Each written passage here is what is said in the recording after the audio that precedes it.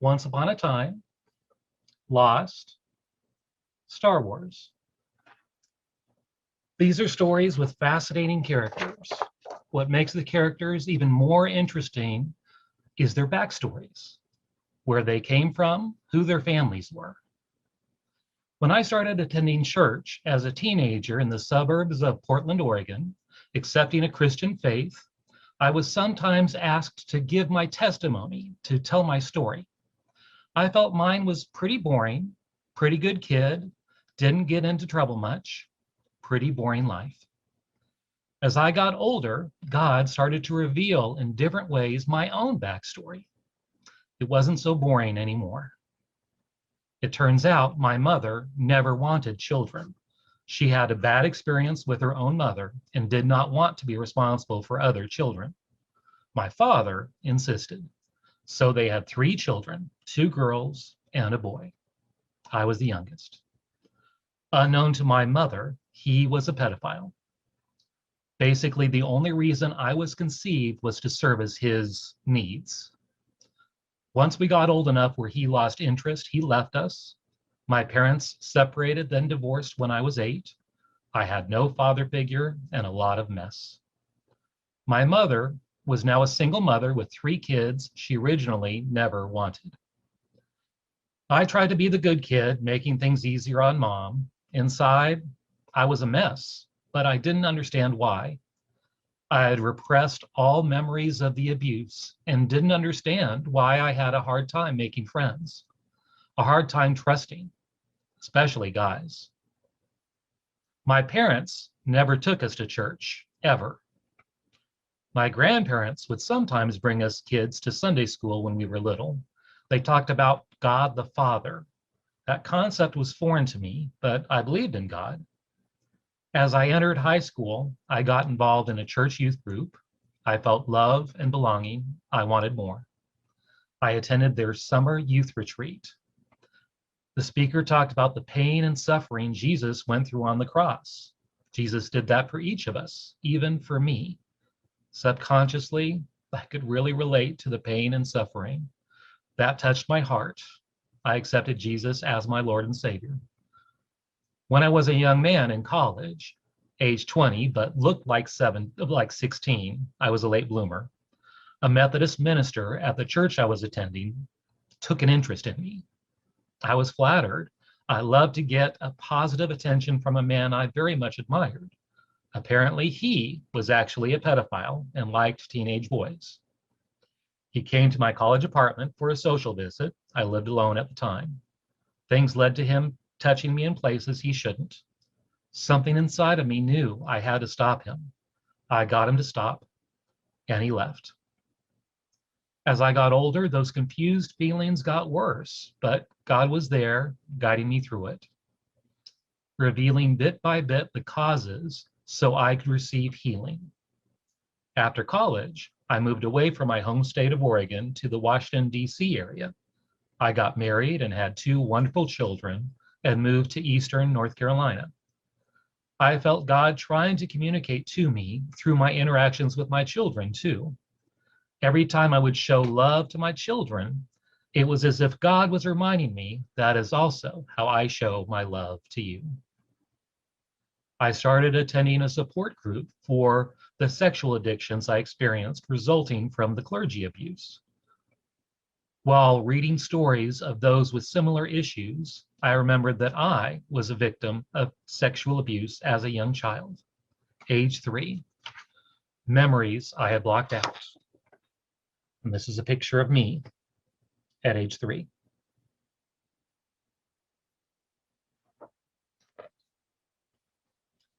Additional support groups and church-related counseling helped me fill in the blanks. I also got confirmation that my father had similarly abused other family members. This filled in the blanks. He was my abuser. The abuse happened multiple times, multiple nights, dozens, perhaps hundreds of times.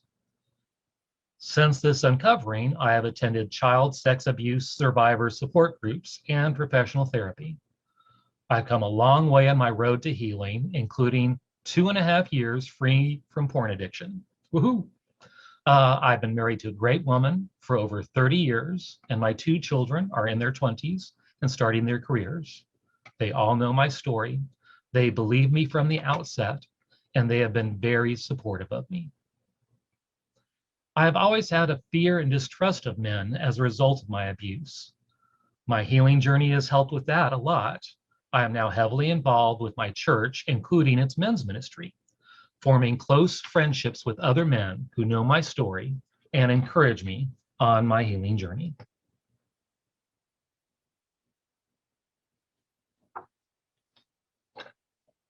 That acceptance and love from other men has been instrumental in my healing journey. About 2 years ago, after watching HBO's Leaving Neverland documentary, I learned about malesurvivor.org, an online support forum for male abuse survivors. This helped me realize that I was not alone.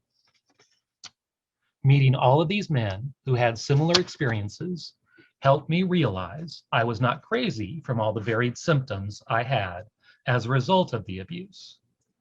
Many of these men had similar symptoms. They also told me about Men Healing's Weekend of Recovery events, which I later attended. They also told me I most likely suffered from PTSD, like most of them. Soon I was able to find a therapist specializing in childhood trauma.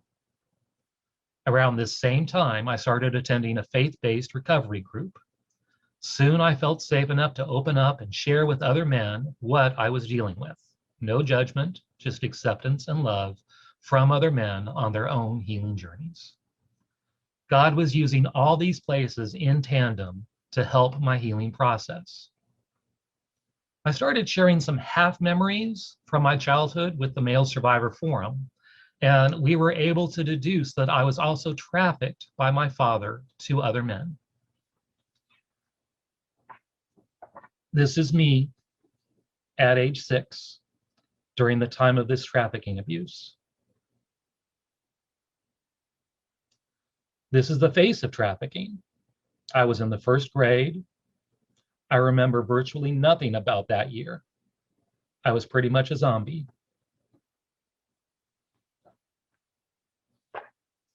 I continued in therapy, eventually getting a formal diagnosis of PTSD with dissociative symptoms, being treated using several different somatic therapy options.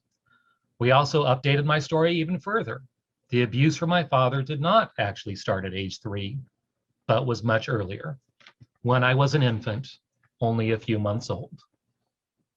This is a picture of me as an infant, around the age of the initial abuse.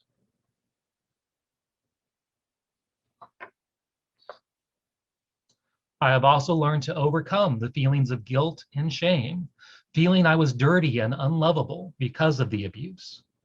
In therapy, I was given this affirmation that I made into a sign that hangs in my office to remind me of the truth, how I now know that God sees me, and how I need to see myself. And you can see it's a picture of a lion, and on it it says, I am beautiful, I am strong, I am worthy.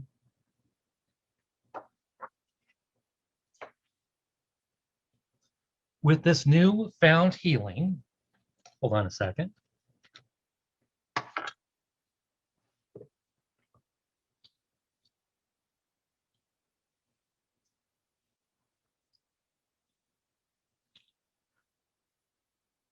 With this newfound healing, I have recently become a part-time professional Santa Claus for mall and video visits. This feeds the needs of my inner child and allows me to spread joy to children and families.